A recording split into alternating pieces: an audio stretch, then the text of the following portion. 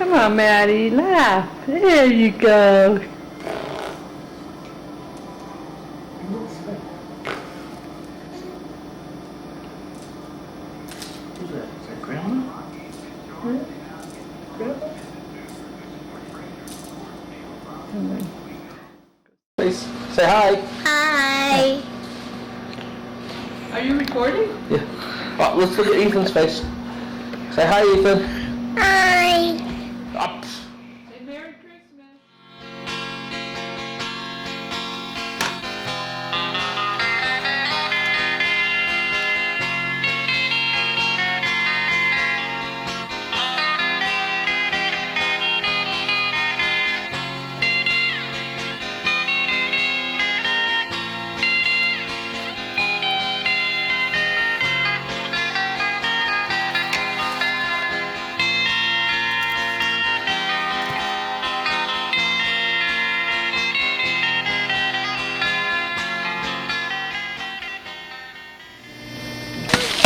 We didn't ever come back this far. Oh, we found this last year.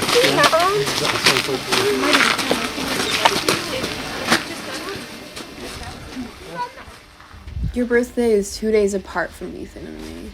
Look at me, Ethan. March 11th. I remember how excited I was to get to share a cake with you.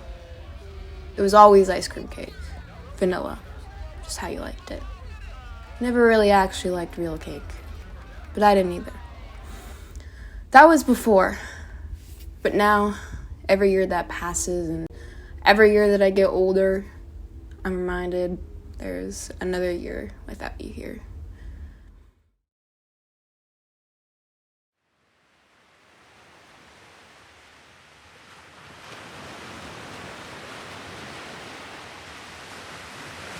I think I've always been scared of forgetting. What if I forget my first love, or the way it felt to kiss someone for the first time? And what if I can't remember some of my best memories? Will I forget something important? Oh, that's nice. Hey Jack, make sure I can see your face. Put it down so you can. There you go. Down lower. I think that's why I try to keep copious notes of almost everything. Memories, thoughts, activity of the mundane, trips, important life events, feelings, love, hopes, dreams, sadness. I have stacks and stacks of notebooks, all cluttered in my nightstand, sitting in my childhood bedroom. As a kid, I used to document every day of vacation, so anxious that I could lose the memory of something good that happened. I was so obsessed with numbers and dates and times, always making sure to document and write when anything happened. I really guess that you could say I'm obsessed with the idea of memory, and I think I still am. And maybe that's why I became a photographer. I always seem to find myself drawn to photograph as a remembrance. Holding on. Holding on. Holding on.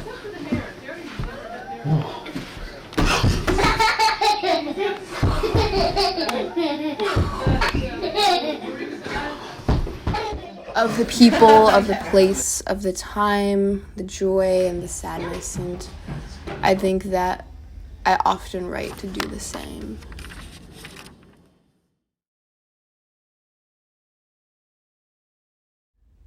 Every day that goes by and you're not here, I honestly think I fear of forgetting you. I fear I will forget your face. I fear I won't remember the way you chuckle, the sounds of your voice, and all the memories that I grew up with. So way in the front. You too, Madeline. Be careful. Wave to the camera. Ethan, wave to the camera. Wait. Ow! Say Merry Christmas. Merry Christmas. I fear the only thing I remember is that grim day of January 21st. On January 22nd of 2020, my grandfather passed away at a hospice center in Pueblo, Colorado. the town where my father grew up and where I spent most of my summers as a kid. The hospice center was kind of in the center of town and in the center of my childhood memories. It surrounded City Park and the Pueblo Zoo, the McDonald's I would beg my grandparents to go to, the Dairy Queen we would visit on a warm summer afternoon, and the Village Inn that was the last stop before we would go back home. And walking out of those doors the last time I saw him made my stomach churn. How could all of these happy childhood memories become suddenly so grim?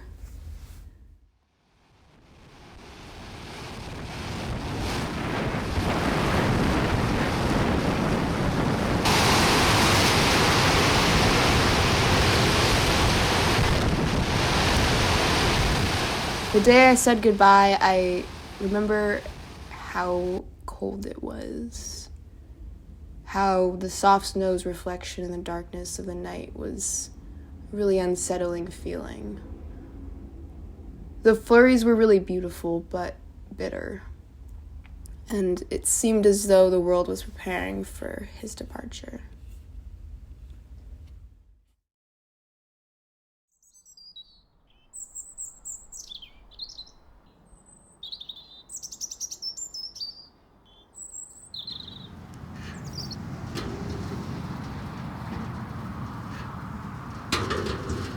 I think it's rather odd how when you're watching someone die, you seem to gather together and recap all of these memories. All of these things that you didn't know happened seem to come out. And not pausing to think about what was inevitably going to come. I remember looking at old photographs in my grandfather's hospice bed. I remember my grandma and my dad pulling them out of the closet and bringing them over. And I also remember my grandpa asking me to come sit down next to him on his bed. And he tells me specifically to go look in a drawer in the guest bedroom and find video cassette tapes. He didn't really tell me what was in them, but he told me that it was mostly videos of the family. And I remember one of the last things he said to me was to never stop photographing. He always told me how important it was to capture my life and my memories, because I guess when someone else is on their deathbed, we can maybe think of a simpler time. Sometimes I think about how memories can keep us from the atrocities of the future and keep us safe in this present moment.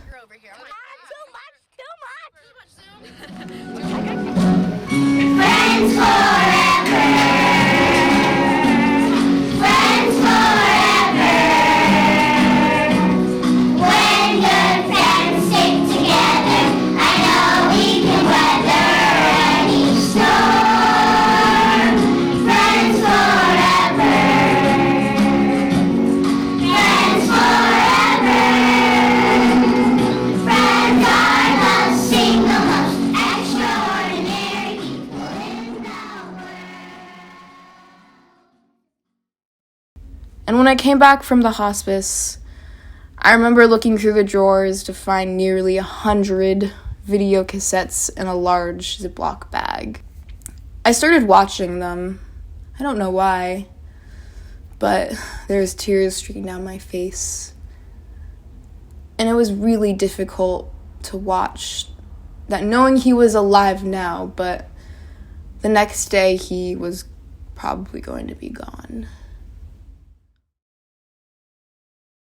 I truly don't ever remember seeing my grandfather record me and my family, but I think there is something so special in knowing his memories embedded within these videos. I think I'd call my grandfather the secret documentarist. We were in Custer State Park in July of 2010. I'm watching you, Jack. And this project is about him and for him. It's a way to keep my memory of him alive it's anxiously grasping onto the last pieces I have of his physical presence. And I guess it's my selfish desire of remembrance and a way to myself continue to document someone that remains a memory. Oh, that's nice. Swaying in the wind, the tall tree. And I guess I often wonder, if he was still alive, what all these videos would look like now. That maybe I would have paid attention to him recording me or noticed when he was recording all of us. Maybe he would have been standing with a camcorder in his hands, his New Balance shoes on, and some old Rockies baseball cap at my college graduation or my 21st celebration. Or maybe that responsibility has passed on to me now. And maybe I get to live through his memory.